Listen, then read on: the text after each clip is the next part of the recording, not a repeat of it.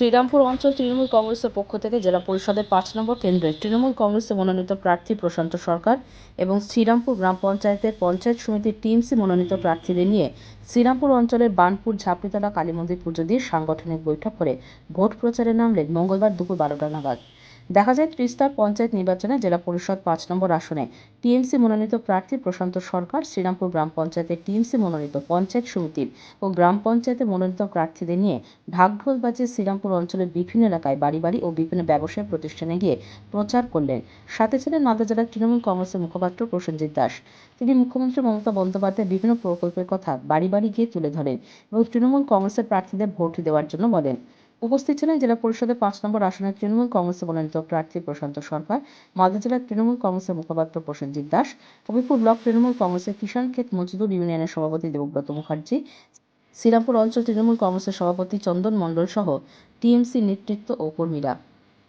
আমাদের তৃণমূল কংগ্রেসের হবিপুর ব্লকের শ্রীরামপুর অঞ্চলের যারা গ্রাম পঞ্চায়েতের প্রার্থী, পঞ্চায়েত সমিতির প্রার্থী এবং জেলা পরিষদের প্রার্থী, তারা সবাই আজকে আমাদের এইখানকার অত্যন্ত প্রাচীন ঐতিহ্যবাহী কালী মন্দির মা চাপড়ি কালীর মন্দিরে আশীর্বাদ প্রার্থনা করে তারা যাতে বিজয়ী হতে পারে সেই উপলক্ষে সবাই এসেছিলেন। প্রার্থীদের সাথে করে আমাদের প্রচার অভিযান আরো জোর কদমে শুরু হলো।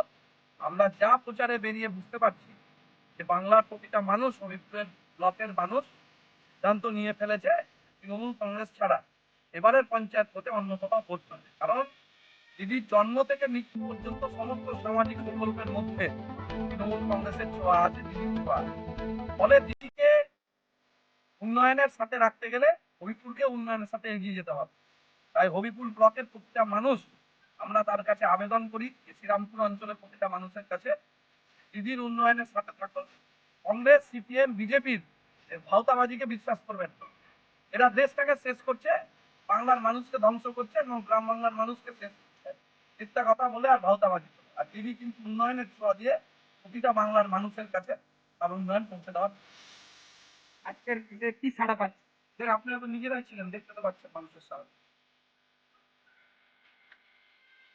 আজকে আমরা শ্রীরামপুর অঞ্চলের যে বানপুরে দীর্ঘ ঐতিহ্যবাহী আমাদের ঝাপড়ি মন্দির আছে, ঝাপড়ি মায়ের মন্দির, সেই মন্দিরে আমরা শ্রীরামপুর অঞ্চলের তৃণমূল কংগ্রেসের সমস্ত গ্রাম পঞ্চায়েত, পঞ্চায়েত সমিতি এবং আমি জেলা পরিষদের প্রার্থী হিসাবে প্রত্যেকে নিয়ে এবং শ্রীরামপুরের সভাপতি তৃণমূল কংগ্রেসের একনিষ্ঠ কর্মীর সাথে শুরু করে সমস্ত নেতৃত্বকে নিয়ে আজকে সকলের মঙ্গল কামনা করে আমরা আজকে ঝাপড়ি মায়ের মন্দিরে পূজা দিলাম এবং আমরা পুজো দিয়ে আজকে আমরা এলাকাতে বললাম যাতে আমরা প্রত্যেকেই যাতে বলেছি যে আমরা জনসাধারণের আমরা মঙ্গল করতে পারি, জনসাধারণের উন্নয়ন করতে পারি এবং কাজ করতে পারি, সেই আমরা পুজো দিলাম।